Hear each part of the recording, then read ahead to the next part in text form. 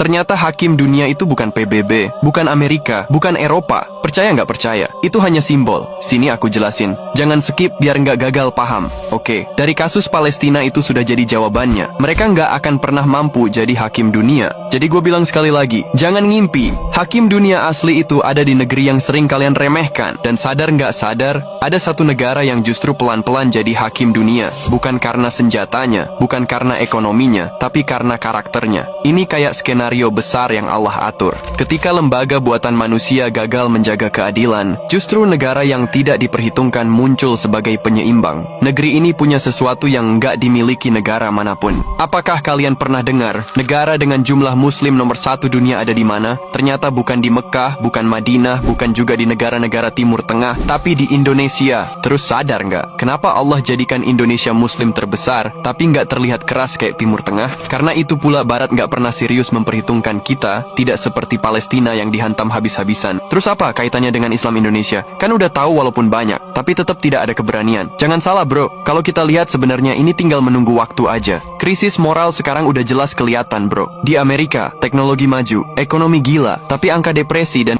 juga meroket. Cina kelihatannya kuat, tapi rakyatnya tertekan sistem. Hidup kayak mesin tanpa arah. Jepang disiplin, tapi generasi mudanya putus asa. Sampai banyak yang dan tidak mau pada nikah. Alah hasil populasi manusia semakin menurun. Contoh negara yang udah mulai melirik Islam adalah Inggris. Banyak warganya masuk Islam. Semua ini bukti materi dan teknologi nggak jawab kebutuhan batin. Dan disinilah skenario Allah bekerja. Kenapa Allah menjadikan Indonesia menjadi negara muslim terbesar, namun tidak terlihat keras? Ya, karena Islam Indonesia sangat membumi. Ramah, sopan, penuh adab, tapi tetap kuat. Indonesia, negeri dengan mayoritas muslim terbesar di dunia, tapi tidak keras, justru jadi penengah. Inilah umat wasatan yang Allah sebut di Quran. Seimbang, tidak ekstrim, tidak lemah. Dan nanti, ketika krisis moral makin parah, semua mata akan tertuju ke Indonesia. Sadar nggak sadar, Indonesia lah hakim dunia hari ini.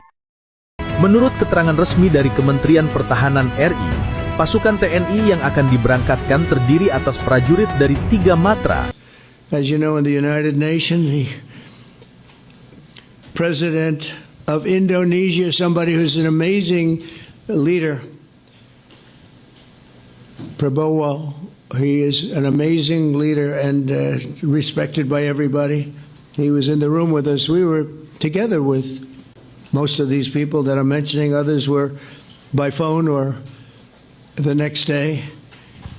The new transitional authority in Gaza, all parties will agree on a timeline for Israeli forces to withdraw in phases. They'll be withdrawing in phases.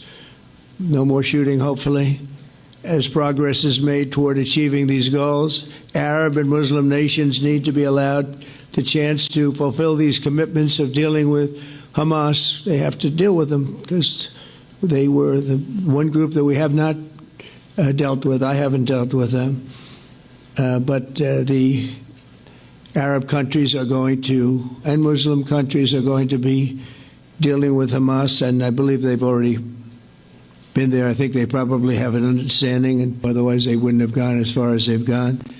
If they're unable to do so, then Israel would have the absolute right and actually our full backing, the U.S. Indonesia is prepared to deploy 20,000 or even more of our sons and daughters to help secure peace in Gaza or elsewhere.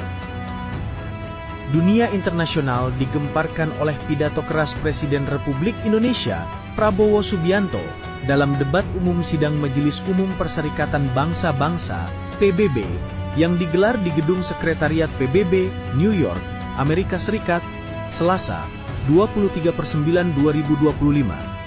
Dengan suara lantang, Prabowo menegaskan bahwa Indonesia siap mengirimkan 20.000 personel Tentara Nasional Indonesia (TNI) ke Palestina untuk misi kemanusiaan sekaligus menjaga perdamaian di kawasan yang selama puluhan tahun dilanda konflik. Langkah berani Prabowo ini sontak membuat delegasi Amerika Serikat yang dipimpin Presiden Donald Trump berang. Trump yang hadir sebagai perwakilan khusus Washington mencoba menyanggah keputusan Indonesia dengan alasan stabilitas politik internasional akan terguncang. Namun, Prabowo dengan tenang sekaligus tegas menjawab bahwa Indonesia tidak gentar menghadapi tekanan siapapun, termasuk Amerika Serikat. Indonesia berdiri di garis depan membela kemanusiaan. Kami tidak takut kepada siapapun, bahkan kepada negara adidaya sekalipun. Palestina berhak atas kemerdekaan dan perdamaian. Karena itu, saya putuskan mengirimkan 20.000 prajurit TNI, lengkap dengan tenaga medis, insinyur, serta bantuan logistik, ujar Prabowo dalam pidato yang disambut tepuk tangan meriah mayoritas delegasi negara anggota PBB. Mekanisme pengiriman pasukan TNI. Menurut keterangan resmi dari Kementerian Pertahanan RI, pasukan TNI yang akan diberangkatkan terdiri atas prajurit dari 3 matra, Angkatan Darat, Angkatan Laut, dan Angkatan Udara. Angkatan Laut disiapkan untuk mengamankan jalur Laut Mediterania Timur dan mengirim logistik. Angkatan Udara akan bertugas mengoperasikan pesawat angkut strategis serta mengawal jalur udara dari Indonesia ke Timur Tengah. Angkatan Darat menjadi tulang bekung pasukan penjaga perdamaian di Gaza dan tepi barat. Selain itu, Batalion Khusus Kesehatan, Rekayasa dan Logistik juga dikerahkan untuk membantu membangun rumah sakit lapangan, memperbaiki infrastruktur, serta menyalurkan bantuan pangan dan obat-obatan bagi warga sipil Palestina. Reaksi Dewan Keamanan PBB. Keputusan Indonesia tersebut langsung memicu perdebatan sengit di Dewan Keamanan PBB. Amerika Serikat dan Israel menolak keras rencana itu dengan alasan bisa mengganggu status quo di Timur Tengah. Namun, negara-negara Arab, Rusia, dan Tiongkok justru menyambut positif langkah Prabowo. Bahkan, Tiongkok menawarkan bantuan armada transportasi, sementara Rusia berjanji solidaritas internasional tidak bisa hanya berhenti pada kata-kata. Dunia harus berani bertindak. Kami mendukung penuh langkah Presiden Prabowo, tegas perwakilan Rusia dalam sidang. Dampak diplomatik Indonesia, Amerika Serikat. Langkah Prabowo ini diprediksi akan menimbulkan ketegangan baru antara Jakarta dan Washington. Amerika Serikat, yang selama ini menjadi sekutu utama Israel, merasa dipermalukan di forum internasional. Donald Trump yang awalnya dikenal sebagai sosok pro-Israel justru mengambil posisi mengejutkan. Ia tidak hanya memuji pidato Prabowo tetapi juga menyatakan bahwa langkah Prabowo adalah cermin keberanian seorang pemimpin dunia. Puncaknya, Trump memberikan hak veto AS Serikat kepada Prabowo. Dengan kata lain, Prabowo kini memegang kunci yang selama ini membuat Palestina selalu buntu di PBB. Banyak analis politik dunia bertanya-tanya apa sebenarnya motivasi Donald Trump. Bagaimana mungkin Presiden Amerika Serikat yang selama puluhan tahun menjadi perisai Israel justru membelot dengan cara ekstrim? My long career as a deal maker, complex problems require nuanced, fact-based remedies. That is why our proposal provides precise technical solutions to make Israelis, Palestinians, and the region safer and much more prosperous.